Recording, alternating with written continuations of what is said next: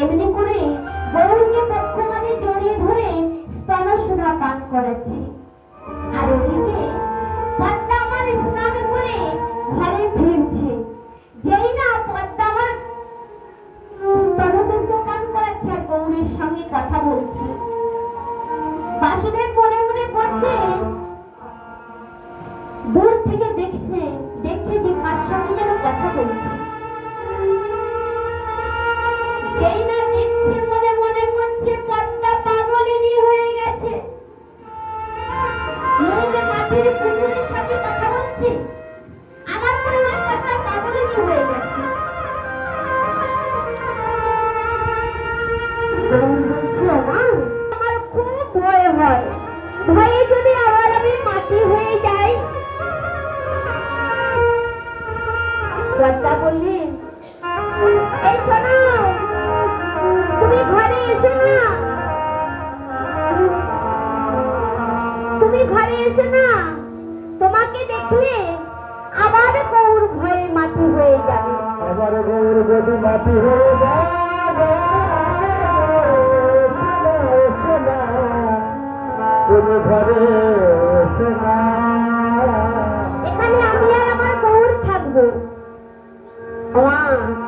যেই না এমনি কথা বললেন, বাসুদেব বলছে, পদ্মা ঠিক আছে, পদ্মা ঠিক আছে, তুমি এতদিন তো আমার সংসার করেছো, এইবার তুমি তোমার গৌরের সংসার করো। আমি চললাম পদ্মা, চললাম।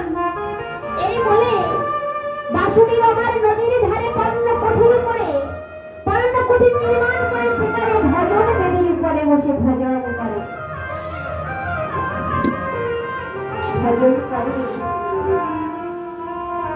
অনেক দুয়ারে দুয়ারে ভিক্ষা করে যতটুকু পায় গৌরকে সেবা দেয়, আবার নিজে সেবা পায়। ভজন বেদির উপরে বসে ভজন করে। গৌর মনে মনে বলছে, মাগো তোমার কাছে বাধা থাকলে তো আমার হবে না। তাই একদিন মাকে বলছে, মা, মাগো বাবাকে তো দেখি না। বলি, কেন? তুই জানিস না তোর জন্যই তো তোর বাবা ঘরে আসে না। বলে, বাবা কোথায় তাহলে? বলে, তোর বাবা ওই নদীর ধারে পর্ণকুটির করে সেখানে ভজনে বেদির উপরে বসে ভজন করে। মা, বাবা সেখানে ভজন করে, তাহলে তুমি বাবার কাছে যাও না? বলে, না। বলে, বাবা না হয় আসেনি, কিন্তু তুমি তো যেতে পারতে বাবার কাছে। বলছি, বউ তুই যতক্ষণ বলছিস, তাহলে আমি তোর কথা মতো তোর বাবার কাছে আজ থেকে যাওয়া শুরু করবো। বলছে, বেশ মা। আমার পদ্মাবতী আর বাসুদেব আবার সেই আগের মতো গাঢ় সম্বন্ধ হলো। পূর্বজন্মের মতো আবার সেই গাঢ় সম্বন্ধটা হলো।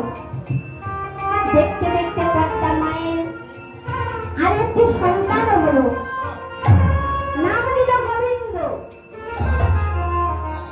না, গোবিন্দ ঘোষ নয়, গোবিন্দ।